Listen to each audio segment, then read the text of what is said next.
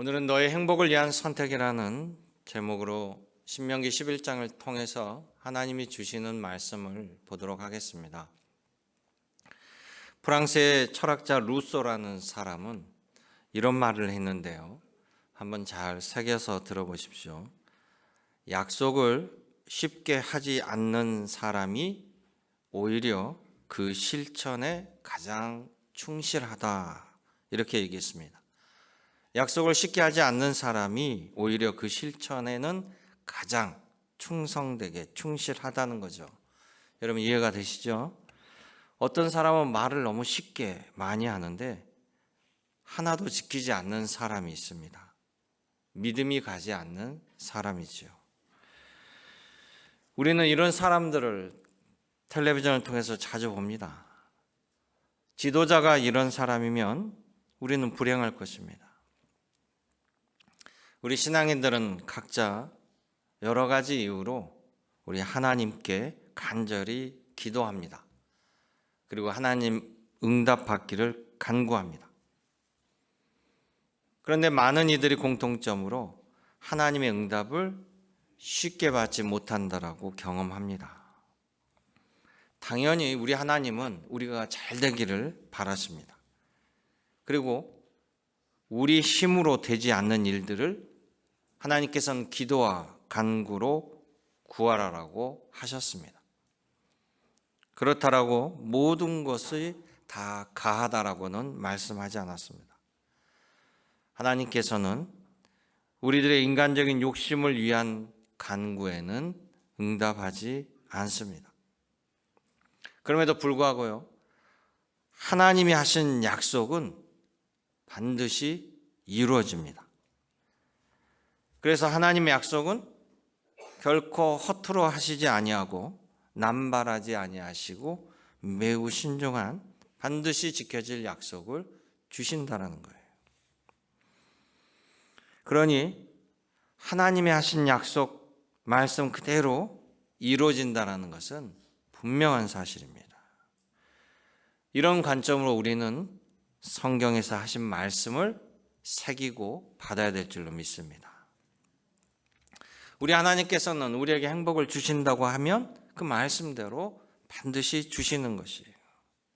그렇다면 하나님이 주시는 그 행복은 하나님의 방법대로, 하나님이 하라는 대로 선택하며 받아야 한다는 것이에요. 당연하죠? 여러분 완도군에서 주는 민생지원금 20만 원 다 받으셨어요? 이 반만 받으시고 이쪽은 안 받으셨나? 다 받으셨죠? 네, 저도 받았습니다. 행복하던데요? 네. 처음에는 몰랐는데 우리 교인께서 완도군에서 20만 원씩 준다고 그런 얘기 하더라고요. 제가 뉴스에 좀 어두웠는지, 왜요? 그래서 그냥 알아서 집으로 주는 줄 알았어요. 그랬는데 직접 가서 세대주가 신청을 해야 된다는 거예요. 귀찮기도 하고 까먹기도 하고 못 갔습니다. 그랬다가 인감증을 떼러 주민자치센터, 그러니까 읍사무소 가서 서류를 떼면서 아차 여기서 뭐 그걸 접수합니까? 그랬더니 아니래요. 주민센터로 또 가야 된대요. 그래서 뭐 또 다음에 가지 뭐. 그 시간이 지났어요. 그랬더니 우리 장로님들도 또 교인들도 왜 안 가셨냐고 자꾸 채근하는 거예요. 결국 신청서를 들고 갔습니다. 그랬더니 담당하는 분이 우리 교회 교인이더라고요. 우리 묘년순 성도가 나를 반갑게 맞이하더니 아이 왜 안 오셨어요? 기다렸습니다. 제가 갖다 드릴 수도 없고요. 그리고 절차대로 따랐더니 상품권 80만 원이 생겼습니다. 저만 특별 대우 받는 거 아니죠? 다 인원수대로 주지 않나요? 가만히 기다리면 떨어집니까? 절차대로 따르니까, 하라는 방법대로 그대로 따르니까 자격이 되면 주는 것이죠. 여러분들도 다 이런 행복을 누렸으리라고 생각합니다. 오늘 본문도 보면 하나님이 준비하신 행복, 하나님 방법대로 받으라라고 말씀하시는 거예요. 하나님이 주신 행복을 받기 위해서 어떻게 해야 될까요? 신명기 11장에는 이렇게 말씀합니다. 첫째는 너희가 행복하기 위하여 너희 조상이 말을 듣지 아니하고 불순종하여서 심판받은 것을 교훈으로 기억하고 새겨라. 하나님의 역사를 교훈으로 삼아야 된다. 바로 이것이 행복으로 가는 길의 첫 번째다라고 말씀하는 거예요.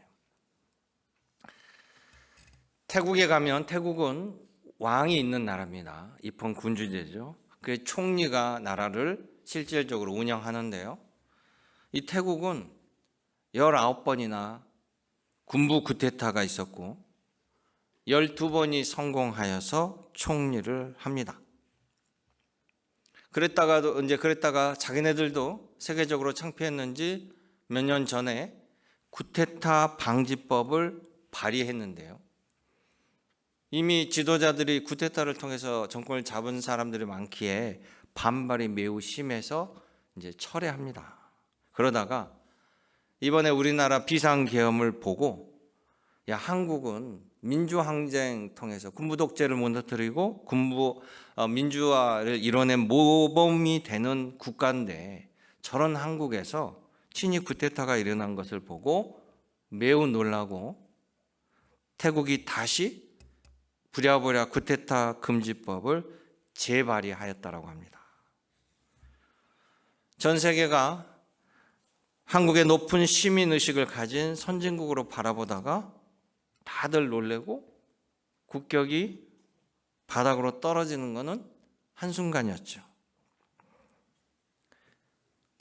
다행히 탄핵을 통해서 한국의 민주주의 시스템이 살아있구나, 법을 지키는구나, 법을 수호하는구나 라는 것을 또 세계가 알게 됐습니다. 여러분, 국가가 법이 있는 것은요, 불의한 악으로부터 공공의 선을 보호하기 위한 사회적 규칙입니다. 그래서 법을 어기면 불법이 되는 거죠. 선을 보호하는 것이 법의 목적이에요. 하나님께서도 하나님의 법으로 선하신 하나님이 창조하신 세상을 선하게 다스리기 위해서 또 이 시스템이 하나님의 선한 목적으로 돌아가고 선을 보호하고 악을 막기 위하여 하나님의 뜻대로 잘 살도록 제정한 것이 하나님의 법입니다. 그래서 하나님의 법을 지키는 것이 순종하는 것이 옳은 길이고요. 불순종은 법을 어기게 되고 불순종의 끝은 불법을 향한 대가를 받게 되는 것이에요.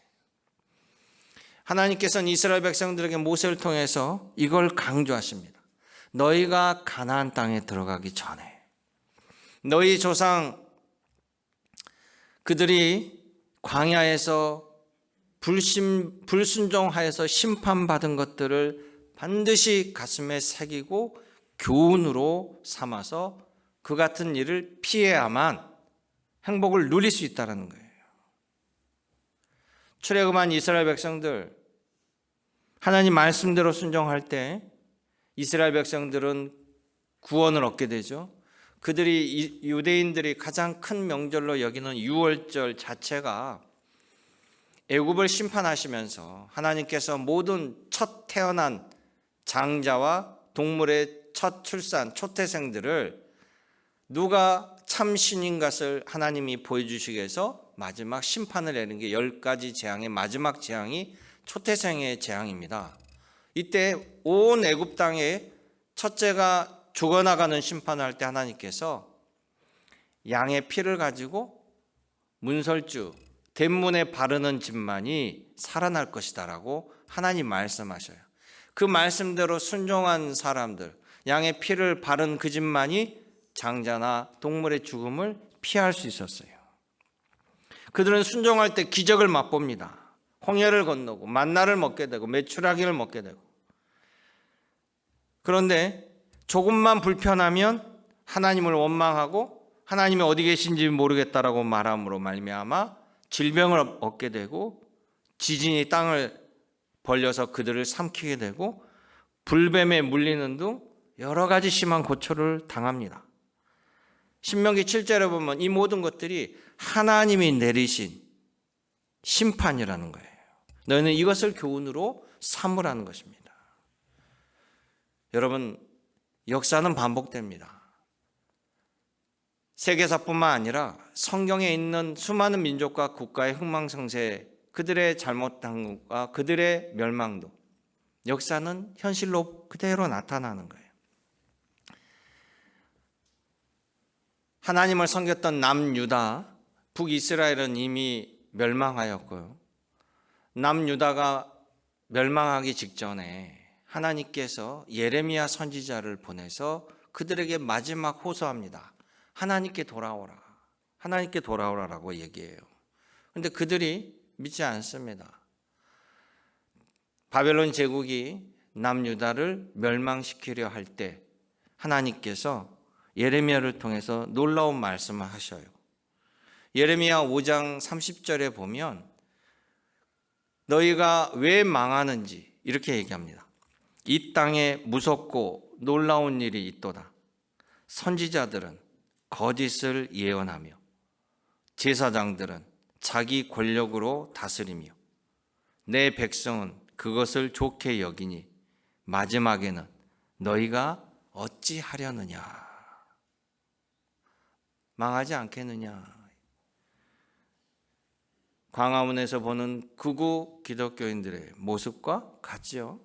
선지자가 거짓을 말하고 제사장의 권력을 유지하기 위해서 혹세무민할 때 백성들이 거기에 함께 옳은 길이 아닌 불의한 길에 합세하며 나아갈 때 하나님께서 통탄하시며 결국 예레미야를 통해서 남유다가 멸망되는 과정입니다.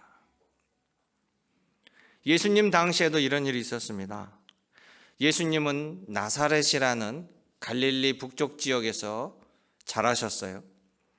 그 나사렛에서 한 24km 떨어진 데 보면 갈릴리 호숫가에 어촌이 나와요. 가버나움이라는 동네입니다. 그런데 이 가버나움이라는 동네는 상업적으로 이 다메섹이라는 현재 시리아 나라랑 가는 연결 통로도 되고 또 거기서 고기잡이도 되고 그래서 교통의 요충지요, 상업의 요충지요. 가버나움은 매우 발달한 도시였어요. 그리고 그곳에는 세관도 있었습니다. 그래서 그 세관원이 마태예요. 예수님의 제자 베드로, 안드레 다 그곳이 집이 있었고 예수님은 그 가버나움에서 제자들을 불렀습니다. 제자로 삼으신 거죠. 그리고 가버나움에서는 수많은 기적을 행하셔요. 그곳에서 해당장의 아이를 살려주시고 귀신 들린 자를 쫓아내주시고 또 베드로 장모의 열병을 고쳐주시고 수많은 복음을 전합니다. 그 옆에 동네 또 산 위에서는 산상수훈의 말씀을 펼쳐주시죠. 그래서 가버나움처럼 예수님의 놀라운 기적과 이적 또 말씀을 많이 들은 동네가 없어요. 그럼에도 불구하고 그곳에 있는 바리새인들, 사두개인들이 주도하고 그곳 주민들이 합세하여 예수님을 불신하고 예수님을 배척했습니다. 결국 그들의 땅은 예수님의 말씀대로 폐허가 되어버려요. 마태복음 11장 20절에 이 말씀이 담겨져 있습니다. 예수께서 권능을 가장 많이 행하신 고울들이 회개하지 아니하므로 그때 책망하시되 가버나움아 너가 하늘에게까지 높아지겠느냐 음부까지 낮아지리라. 내가 행한 모든 권능을 소돔에서 행했더라면 이 성이 오늘까지 있었으리라. 아멘.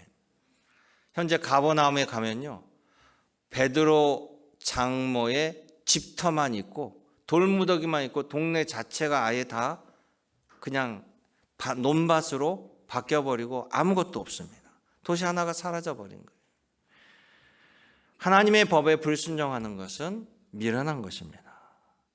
여러분 하나님 말씀에서 지혜를 얻는 여러분 되시기를 행복의 길로 나아가시기를 주님의 이름으로 축원합니다. 두 번째, 그러므로 하나님께서 모세를 통해서 하나님 말씀에 순종하라. 그 순종은 다른 어떤 것이 아니라 창조주 하나님을 선택하고 하나님 말씀을 기억하고 새기는 것에서부터 출발한다라고 가르쳐 주는 거예요. 여러분 우리가 대한민국 국민으로서 창조주 하나님을 믿는 것, 예수 그리스도를, 예수님을 구주로 믿는 것은 생소한 일이죠. 그런데 이스라엘 백성들, 유대인들에게 있어서 하나님은 그들에게서는 민족의 기원과 같습니다. 조상 대대로 하나님을 섬겨온 하나님의 백성이라는, 그것을 누구도 부인할 수 없어요. 이스라엘 민족 자체가 아브라함을 통해서, 아브라함의 후손, 야곱의 후손을 통해서 한 민족을 이루게 된 겁니다. 그 이스라엘 이름이 바로 야곱의 이름이 개명되어서 이스라엘이라는 이름이 된 거잖아요. 하나님께서 아브라함과 약속한 것으로 그렇게 이스라엘이라는 큰 민족을 이루었고, 하나님께서 인도하는 길, 가나안 땅으로 아브라함이 들어와서 그 땅을 구매하며 정착하며 가나안 땅에서부터 뿌리를 내리고 살게 된 거예요. 애굽으로 이주하여 그 가나안 땅은 430년 동안 잃어버린 조상의 땅이 되었지만, 하나님께서 그 가나안 땅으로 그들을 다시금 데려가고자 모세를 세워주셨고, 그들은 모세를 태워서 40년 동안 횡단하며 이제 그 가나안 땅 입구까지 온 거예요. 그들 앞에 하나님께서 이런 말씀합니다. 신명기 11장 13절에 내가 오늘 너희에게 명하는 내 명령을 너희가 만일 청종하고 너희의 하나님 여호와를 사랑하여 마음을 다하고 뜻을 다하여 섬기라. 그들은 하나님을 모를 수가 없습니다. 그들은 하나님을 배신할 수가 없어요. 다른 선택지가 없음에도 불구하고 그들은 순종이 끊임없이 배반으로 한눈을 팔아옵니다. 그래서 어려움을 자초하죠. 오죽했으면 하나님께서 그들에게 다시 한번 다짐을 하는 거예요. 야, 너희가 가나안 땅에 들어가서 절대 나를 잊어버리지 말고 내 말에 순종하고 하나님이 내가 준비한 모든 복을 누려라. 한눈 팔고 다른 것을 섬기고 불순종하게 되면 16절에 이야기합니다. 16절에 스스로 삼가라 두렵건대 마음에 미혹하여 돌이켜 다른 신들을 섬기며 그것에게 절함으로 여호와께서 너희에게 진노하사 하늘을 닫아 비를 내리지 아니하여 땅이 소산을 내지 않게 하심으로 너희가 여호와께서 주신 아름다운 땅에서 속히 멸망할까 하노라. 이 말은 반대로 절대 이렇게 되지 않기를 바라는 염원을 그들에게 말하는 거예요. 유일하게 복을 주시는 분이 하나님이시요, 우리의 생사화복을 주관하시는 하나님인데, 여기 말씀을 보면 너무나 하나님의 모습이 초라해요. 왜? 제발 나 좀 믿어줘라. 제발 나만 좀 바라봐. 내가 모든 걸 준비했어. 그 말대로 따르면 모든 것을 살아갈 수 있도록 내가 예비했어. 어떻게 보면요, 말 안 듣는 아들에게 아버지가, 어머니가 아들아 제발 이 아빠 말을 좀 명심해라. 제발 이 엄마 말을 좀 새겨라. 절대 잊어버리면 안 된다. 그냥 너의 수첩에 적고, 아니야 너의 손에 쓰고, 너의 손에 아예 그냥 기록을 해라. 제발 이걸 잊어버리면 안 된다. 꼭 이걸 지켜라. 이런 마음하고 똑같아요. 그래서 신명기 11장 18절에서 20절 보세요. 뭐라고 되어 있는가?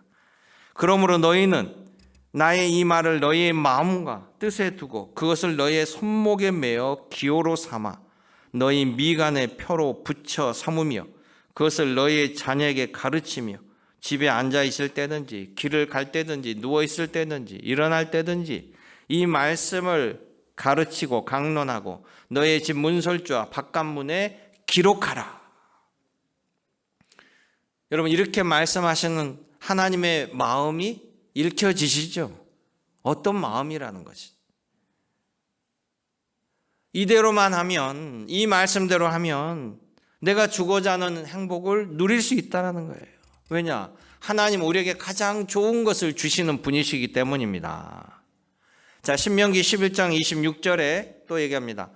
내가 오늘 복과 저주를 너희 앞에 두나니 너희가 만일 내가 오늘 너에게 명하는 너희의 하나님 여호와의 명령을 들으면 복이 될 것이다.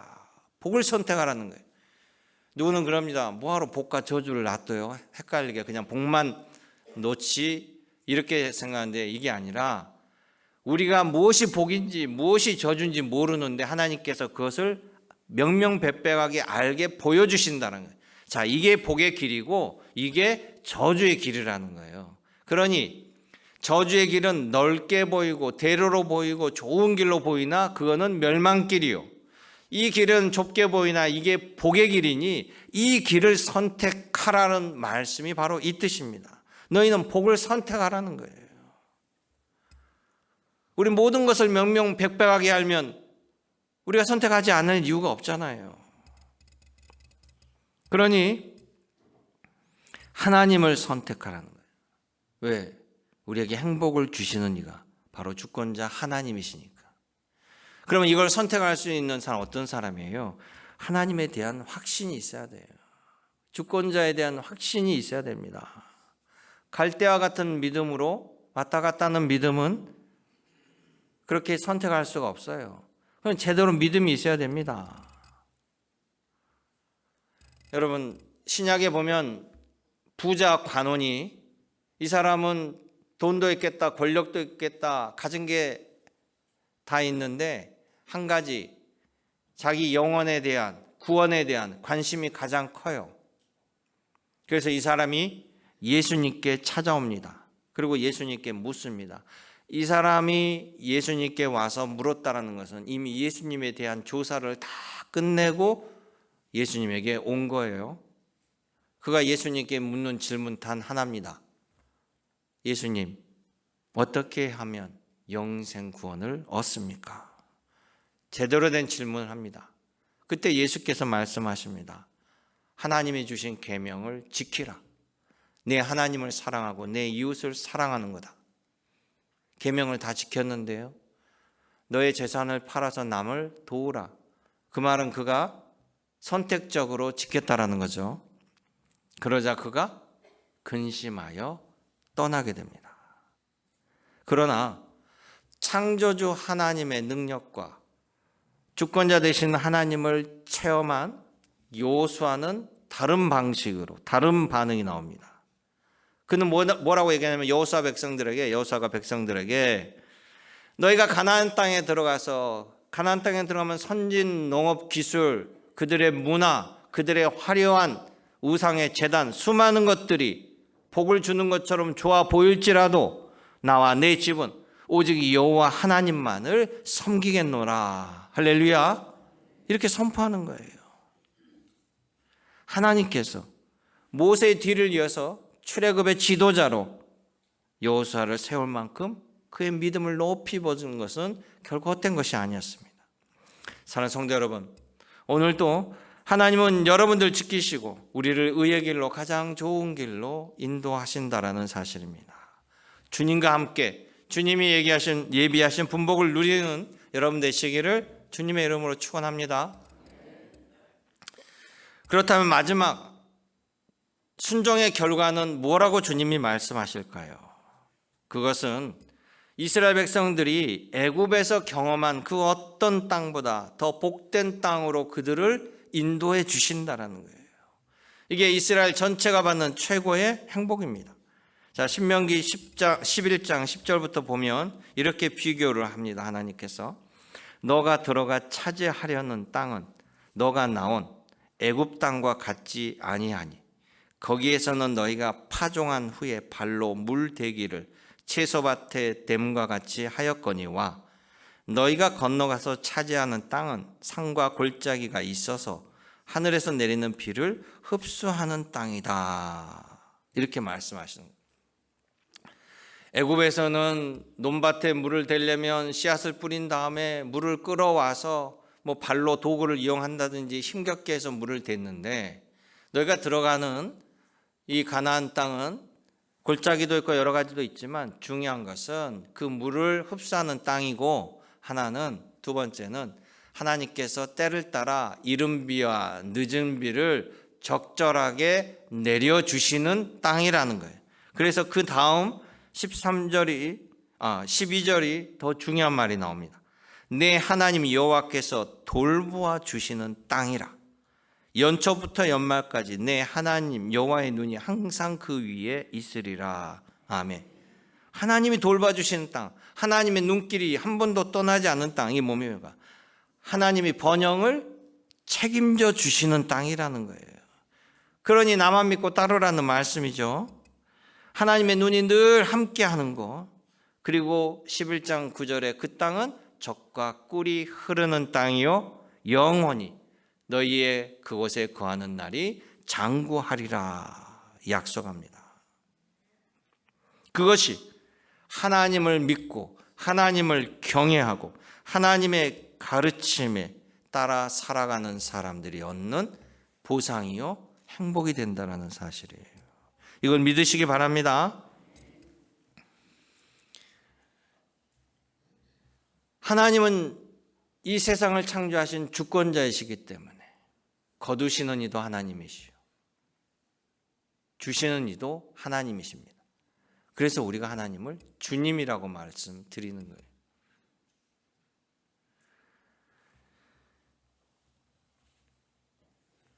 하나님께서는 이스라엘에게 사울 왕에게 왕의 직위를 허락했습니다. 하나님이 주신 권력이죠. 현재 대한민국의 주권자는 누굽니까? 국민이죠. 국민이 대통령에게 그 권한을 준 거예요. 그런데 국민을 배반하니까 국민이 그 권한을 주권자가 거둬들이는 것이 탄핵이에요. 이번에 헌법재판관의 그 판결문에 나오죠. 국민을 배신하였다. 국민이 준 권한을 가지고 배신하였기 때문에 거둬들인다. 그 얘기가 분명히 담겨져 있어요.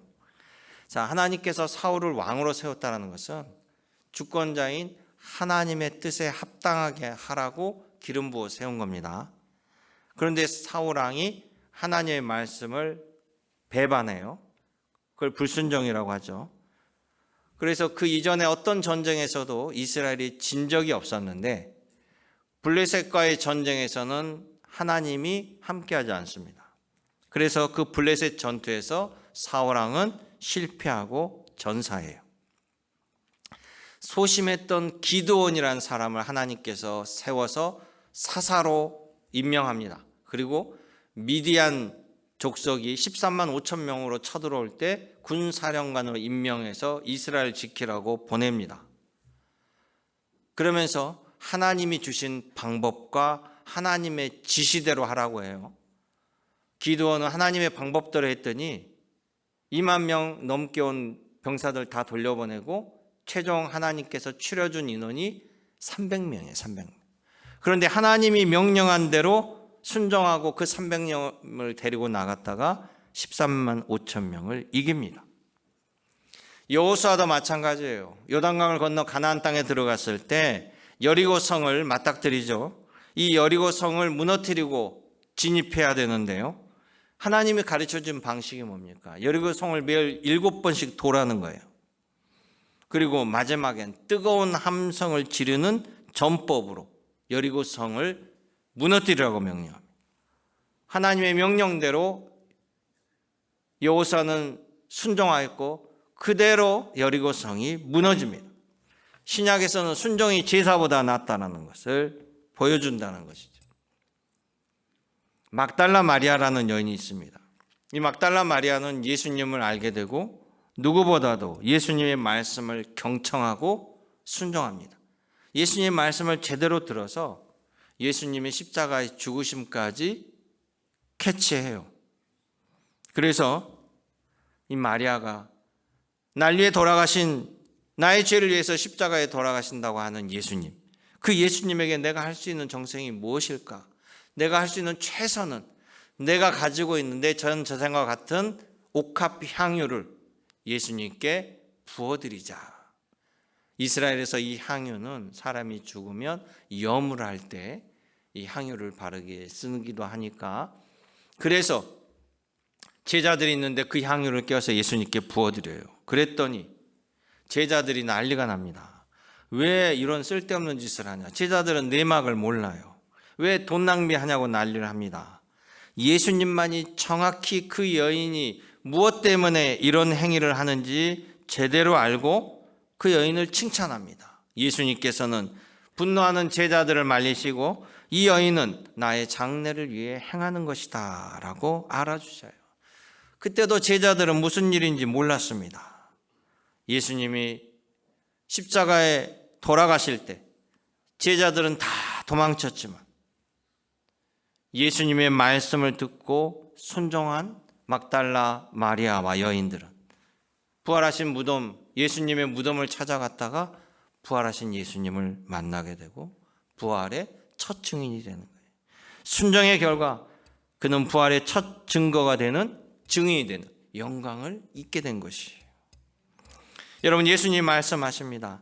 나를 사랑하는 자는 내 아버지께 사랑을 입을 것이요 나도 그를 사랑하여 그에게 나를 나타내리라. 아멘. 사랑하는 성도 여러분, 여러분 여호와 하나님을 믿고 그 말씀에 순종함이 신앙의 출발이에요. 하나님은 여러분들을 행복으로 초대하십니다. 여러분들에게 복된 소식을 듣게 하신다는 거예요. 불순종은 결코 행복을 이룰 수 없습니다.